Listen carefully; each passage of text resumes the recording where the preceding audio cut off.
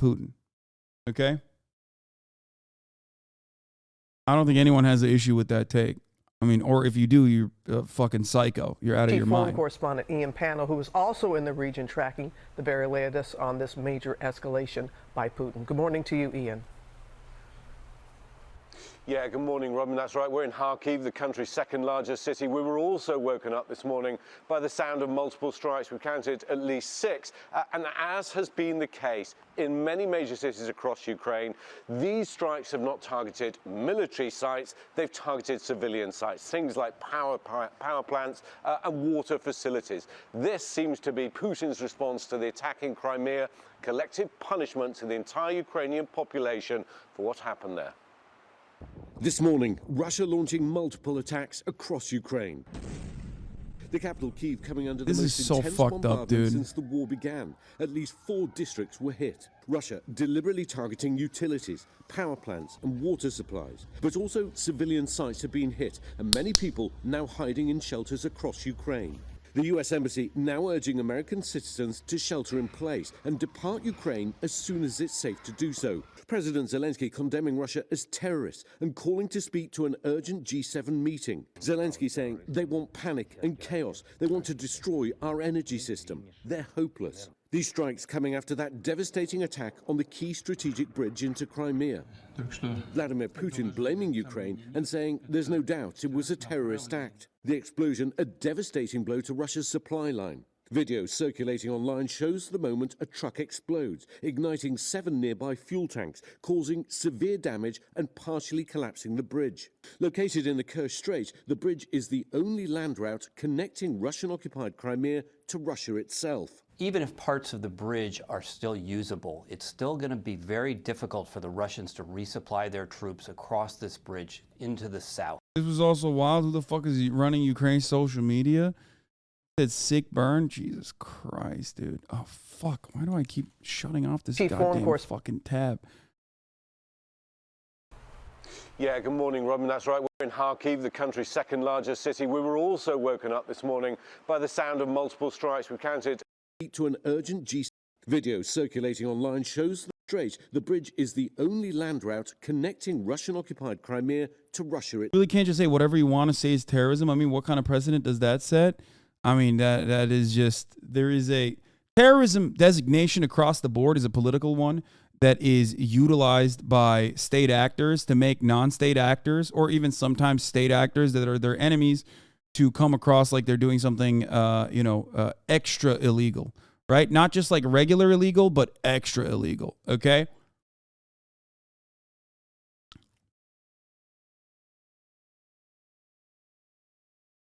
And it is, people do play with that distinction quite frequently. Now, if that was ad bait for the top of the hour, then sorry, I didn't read that part. I just read the top point and didn't read the rest of it. But it is top of the hour, and I will run a 60-second ad break right now. And if you no longer want to see those ads, all you need to do is subscribe.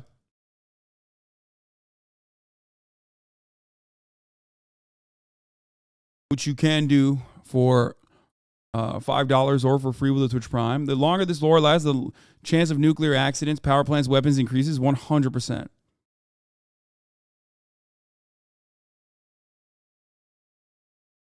And sometimes terrorism is terrorism, like attacking civilian areas during a war, but I agree it's sometimes muddied. Yeah. It's fucked up across the board, but the Western framing of the situation is pure propaganda. Russia is also playing the same game, and this was a PR dub for Putin and Russia, unfortunately. I mean, it's disgusting. It's incredibly fucked up.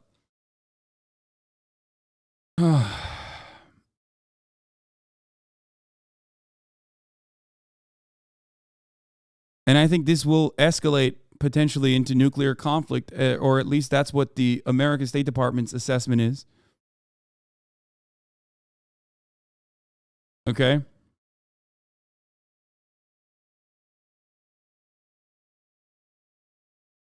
As Joe Biden has said, we are closer to nuclear Armageddon since the Cuban Missile Crisis on Friday. The only way out of this is... Oh, wait, fuck. Let me run the top of the hour ad break real quick. I'm sorry. The only way out of this is a treaty, okay? Is a ceasefire, is a treaty. There's no other way out of this.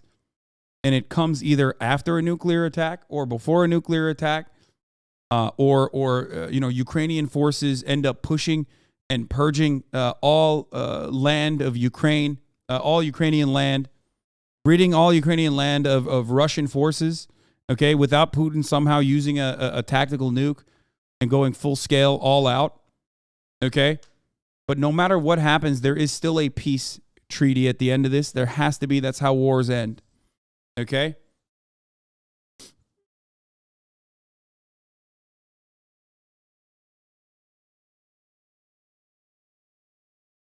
Any chance the bridge bombing was a false flag like Moscow apartment bombings and the FSB as a pretext for escalation? I mean, I don't think so, but maybe.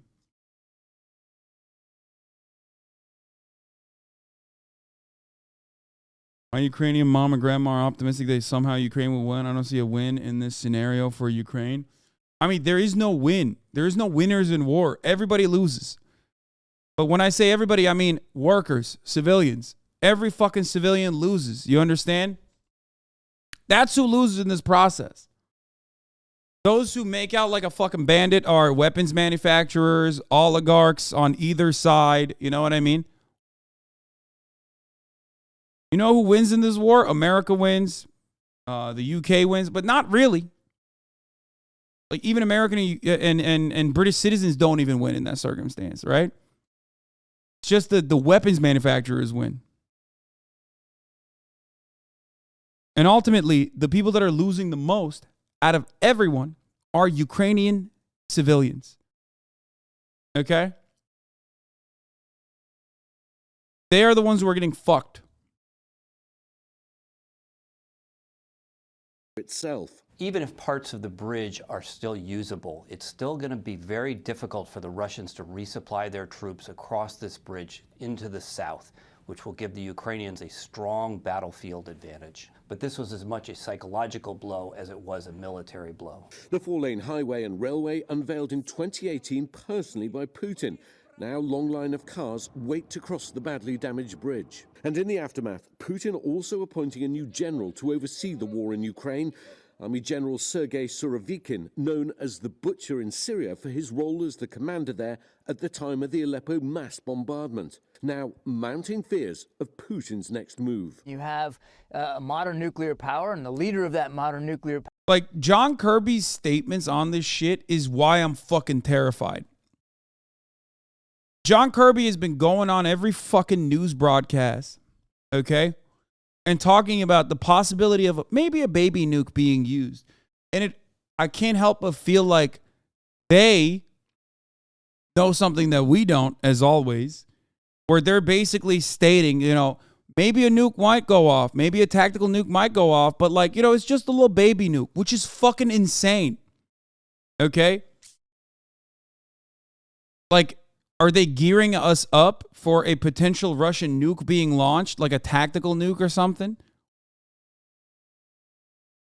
So that they could be like, yeah, we knew about it ahead of time. We told you. But it's still a fucking nuke. It's still a nuke. Thousands will die if that happens.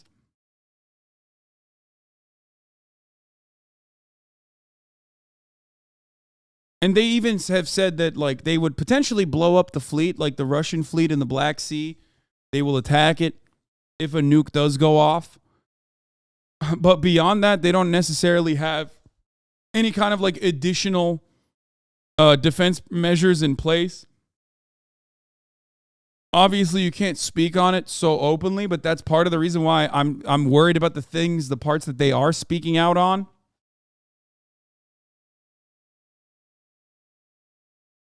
Wouldn't both sides launch all their nukes immediately if Russia just sent this one? No. With what John Kirby and the like are saying, makes it unironically seem like if Russia were to launch a tactical nuke into Ukrainian territory, that they would not retaliate by launching they wouldn't activate mutually assured self-destruction.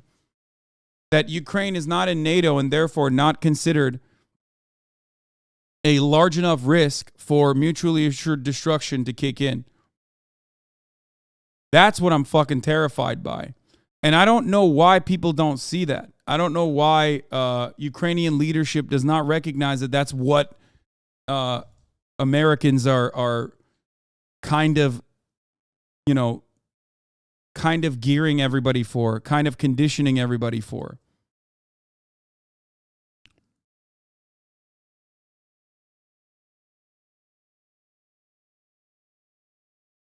You see what I'm saying?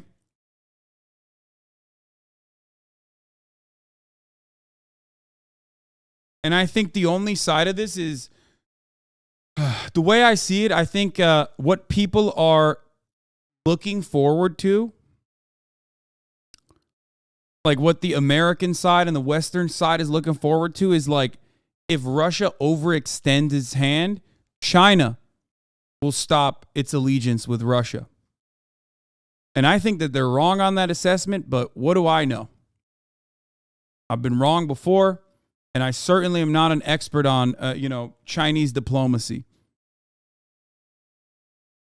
But I think like what the bargain that Western powers are making here, the gamble that Western powers are engaging in here, is that if Russia overextends and like does something that is truly horrific, like launching in the words of the American State Department, a baby nuke, which is still a fucking nuke, which is still immensely destructive. Okay? That will cut off Russia's ties with even maybe some of the OPEC plus the OPEC plus allegiance that they have, which is doubtful, or at the very least China's involvement on the Russian side. The precedent for tactical weapons having many times higher collateral civilian death than the actual targets is already well established. There is no such thing as a tactical nuke. The whole point is mass casualties. Yes, I understand that. And from what I understand, nuclear technology is so goddamn insane and so fucking powerful that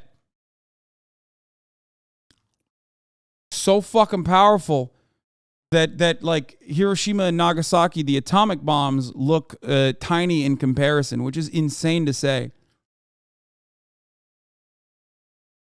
This notion that we're having conversations about like whether or not we could survive nuclear Armageddon or nuclear Holocaust or nuclear winter is insane. It is dark.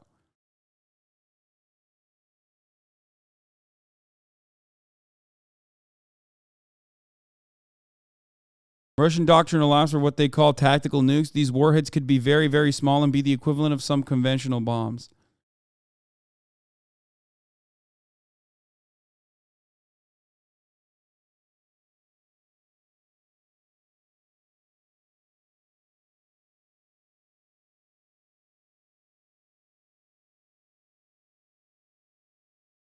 One kiloton to 3 kiloton tactical nuke bombs are smaller than Nagasaki. Doesn't Putin get bumped the second he decides to use a nuke by his own general staff, maybe? These are all super old conversations that people had during the Cold War, when there was the original nuke scare, you know? And you can't rely on that. You can't make policy around, like, hoping that someone will fucking off the leader before they hit the button. Like, I've heard this so many fucking times. If you've read anything about mutually assured destruction, you've heard people say that. You've heard people talk about those like hypothetical scenarios. And relying on that Hail Mary in a situation where nukes are flying is a little wild. I'll just say it like that. I don't know if I'm willing to I don't know if I'm willing to bet on that.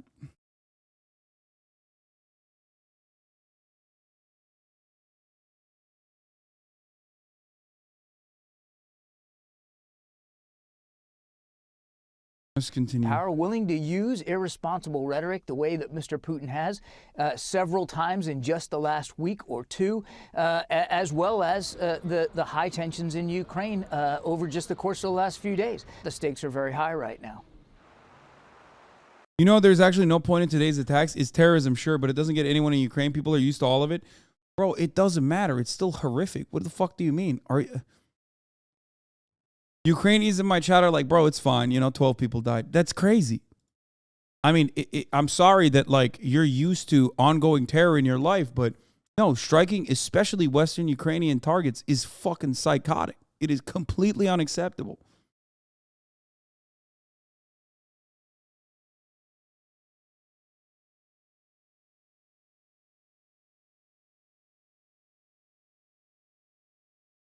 It's like that's terrorism. They hit civilian infrastructure to say, hey, you hit our civilian infrastructure, we're gonna hit your civilian infrastructure even worse. That's what they did. That was that. Okay? That was the main reason why this happened. That was the main reason why Russia did this. And they openly stated it as such. And it's completely unacceptable.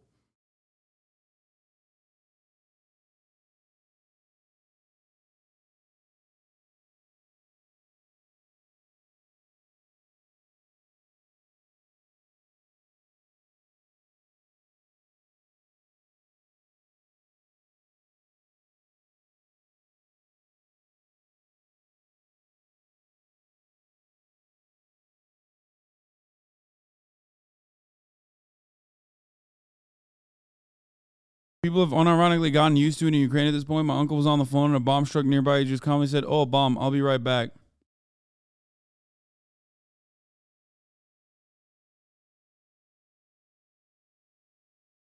The goal or the purpose of these Russian targets, like Russia targeting Western Ukraine, is to strike fear and destabilize Ukrainian civilian population life. Because as far as I understand, regardless of how traumatic that existence has been, Ukraine is, by and large, on the Western side, gone back to business as usual. Obviously not fully business as usual. You could never do that while you were actively being invaded by a foreign force. But it is to disrupt. It is to basically disrupt it. That's terrorism.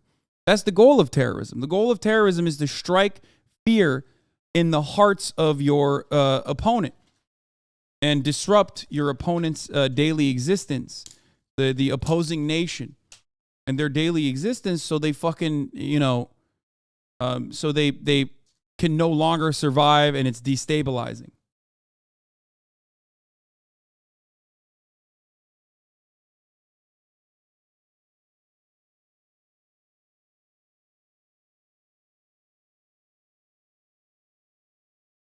Did Russia conduct the strikes via Moldovan airspace? I think Moldova summoned the Russian ambassador. What?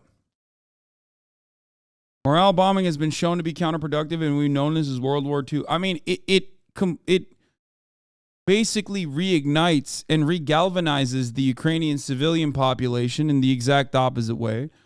The world is already looking at Russia as the main villains, as they should, because they are the main villains in this circumstance. And I think that, I don't know what the delivery mechanism for these missiles were, but the idea that they are basically stating, like, we can strike you at the heart of where all of your citizens live, okay, while simultaneously talking about tactical nukes or, moving nukes around potentially, or using nukes as Putin has done, while the American State Department on media is routinely referencing potential nuclear weapons being used as a way to, like, almost, get everybody on board that it might happen. I find that terrifying, a terrifying prospect for Ukrainians currently.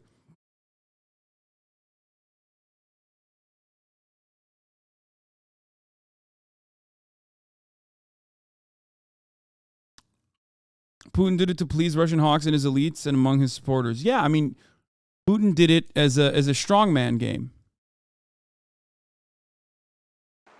Well, as Britt said, Vladimir Putin holding his National Security Council meeting, directly tying the attack in Crimea to the response here, but significantly warning that more could come if Ukraine continues to attack. No indication that Ukraine will stop.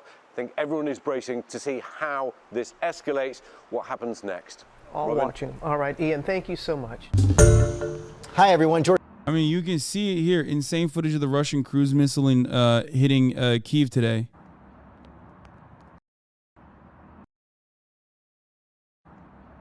Right there. Wait, hold on. Yeah, here.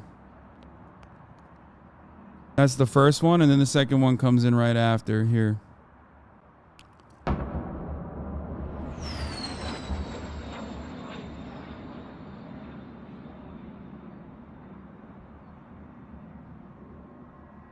Fucking terrifying, dude. Insane. Like, look at this shit. There's people just fucking driving around, you know what I mean? That's insane.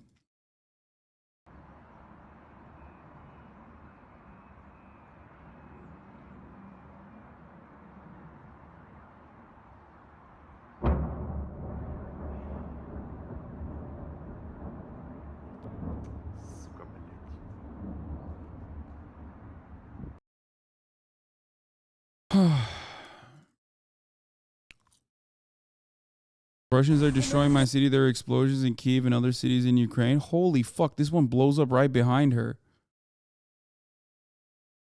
I walked past this building for many years. У мене трясуться руки, тому що я щойно побачила, як летить ракета. І я почула це.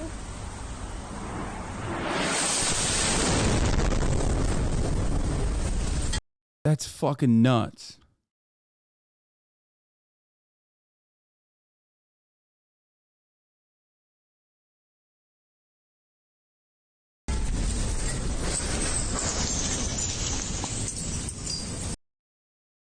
There's two ways out of every conflict, okay? Even if it's police violence on the fucking ground, all the way to state violence and military violence, okay? State violence like what Russia is conducting. You either escalate or you de-escalate.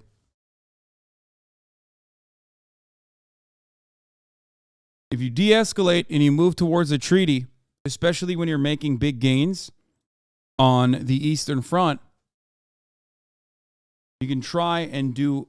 You can try your best to try and come to terms with Putin, which it does not seem like Ukraine is interested in doing. And you can make legitimate arguments as to why they can't. Why could you trust? How could you trust Russia? Okay, but ultimately, all state actors that are involved in this, and I mean Western actors as well, and China, need to come to the table all together and put an end to this.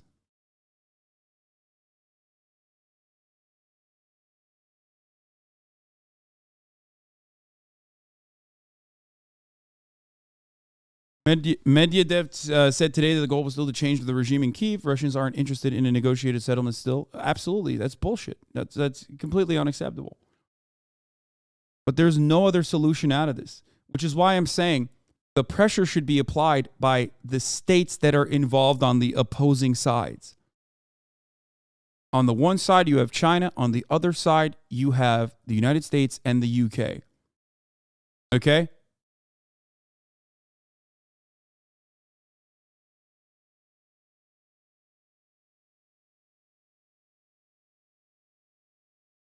And if America's expectation on their side is to, if America's expectation on their side is to just wait it out and see what Russia does, and that is going to lead to tremendously more civilian casualties tremendously more civilian casualties before they actually before they actually get China on board to put more stress and apply more pressure on the Russian side. And even then, it's not a guarantee that China will do that.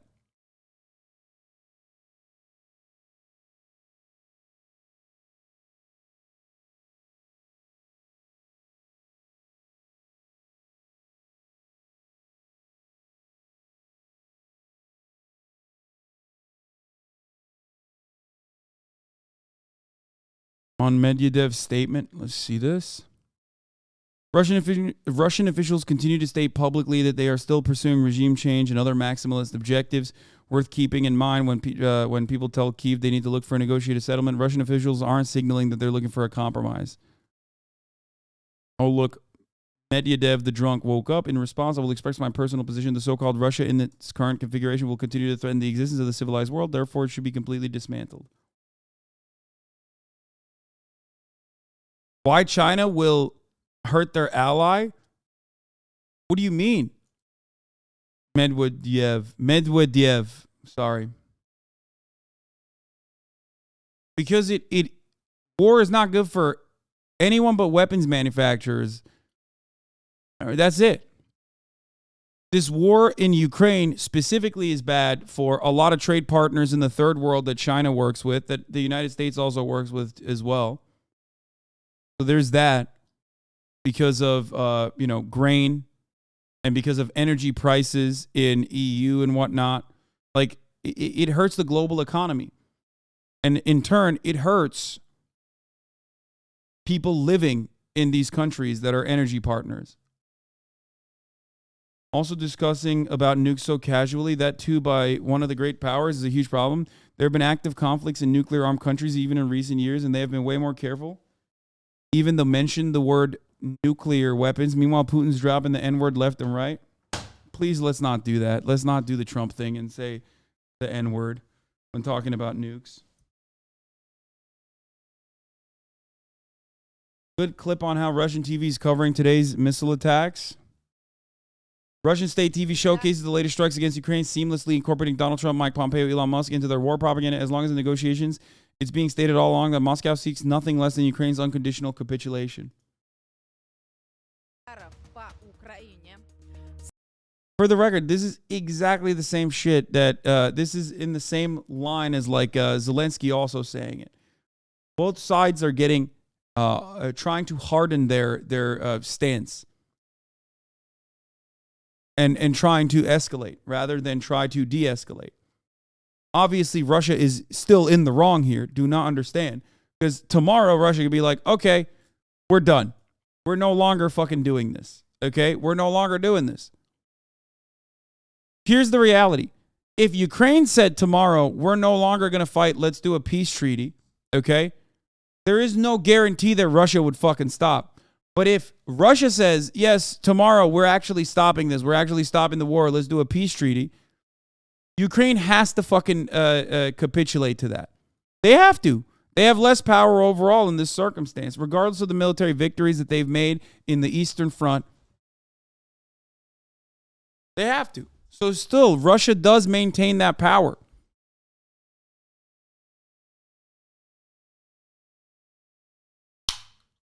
Not on Russia's terms, though. No, I mean, not on Russia's terms, but Russia calling for a ceasefire is still significantly more powerful than Ukraine calling for one.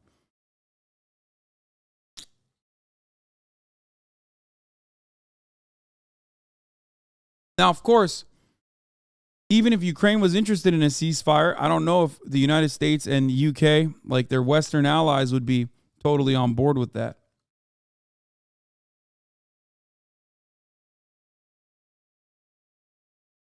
Germans have confirmed they're giving their Iris-T air defense, and Biden put out a statement about providing advanced air defense during his call today. What a West Planist take.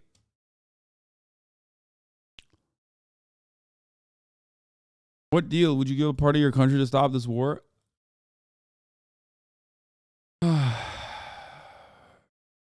Or political independence of any state, or in any other manner inconsistent with the purposes The UN General of the Assembly United debates Nations. draft resolution condemning Russia's annexations in Ukraine. Expressed his view unequivocally.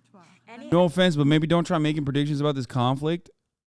You haven't had the best track record. So wrong. No Omegalol. First of all, you're wrong as well if you're making predictions. All China cares about is business. They operate concentration camps. UK ain't equal power to the US, bro. This ain't the 50s anymore. No, of course UK is not equal power to the United States. I just mean it broadly as like Western nations. And secondly, I'm not even making predictions. I'm stating what my opinion is, and then also telling you that there is tremendous amounts of uncertainty.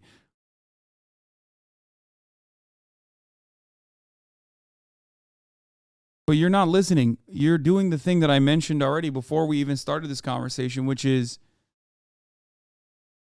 you're going to be fucking wrong on this. It doesn't matter if people are dying. What I care about more is like whether you're right or wrong.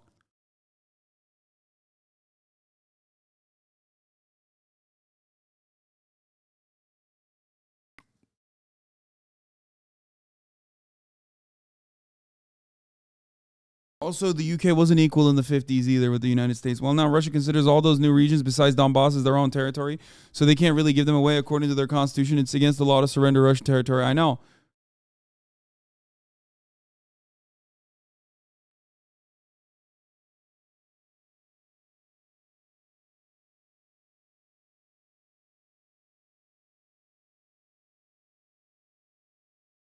Ukrainians aren't interested in a ceasefire with a country that practices ethnic cleansing.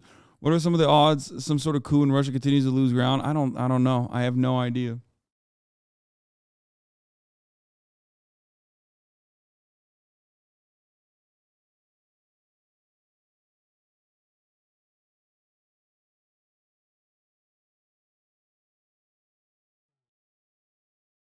Latest on Chomsky. Oh God, I don't know if I want to hear this. Russia has launched its largest strikes on Ukraine in months. Chomsky is saying that the United States must stop undermining negotiations with Russia to end the Ukraine war.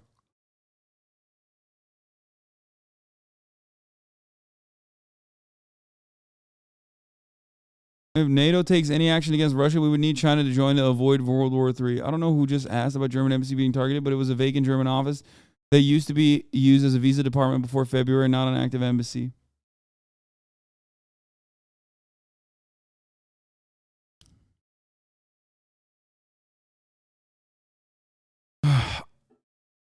I think Russia has more power in ending the war than Ukraine does. That's one. I think the United States even has more of a say in the actions of Ukraine, because without NATO weapons, Ukraine would not be able to put up a strong front. Okay? I think that much is established here. And therefore, because the Western powers recognize their involvement in this matter, they are not doing they're not working towards de-escalation, because it's not their people dying, it's Ukrainians dying. Ukrainians, on the other hand, absolutely have a valid right to emancipation, a valid need for freedom from Russian involvement and Russian invasion in their country. Okay? On the other hand, you also have a final actor, China, right, which is Russia's ally. But all China can do is potentially stress Russia, especially if Russia overextends and ends up using like a nuke or something.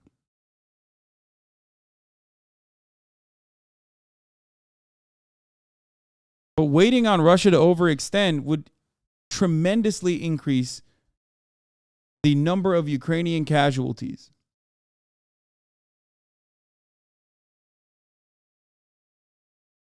Does your argument not reduce to let Ukraine fight but don't help them? No, absolutely not.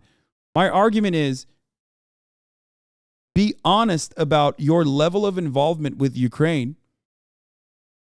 and openly state that you are willing and able to try and bring Russia to the negotiations table.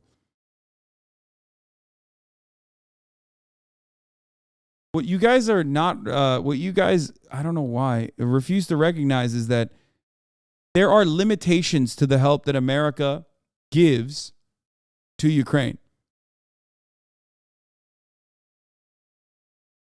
There are limitations to how much they'll help Ukraine, because they do not want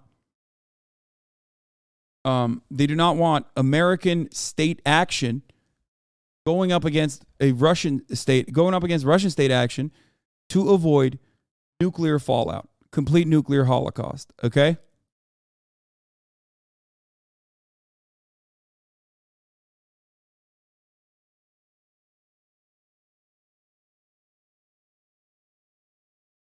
If stupidly Russia uses a nuke, then NATO would destroy the Russian conventional forces outside of Russia, effectively starting World War III. Yeah.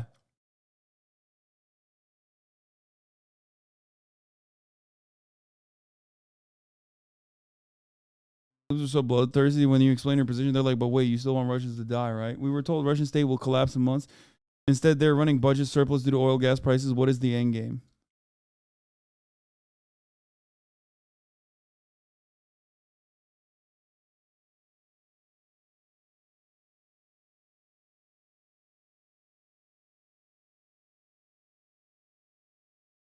I agree with most of your analysis on Ukraine, but I do think that it seems as though the Biden admin, UK still wants to go hard, trust is insane, is at least signaling that they want to keep the war limited, such as calling out Ukraine for killing Dugin. It seems like they're seriously concerned about nuclear war, but maybe too little too late. I don't think they are. It was shocking that the New York Times wrote about how the American State Department called out Ukrainian actors for the assassination of Dugin's daughter. That was really, truly, truly strange. But that's a like a tiny sliver of a fucking olive branch in a sea of routinely undermining the routinely playing a role in escalating conflict.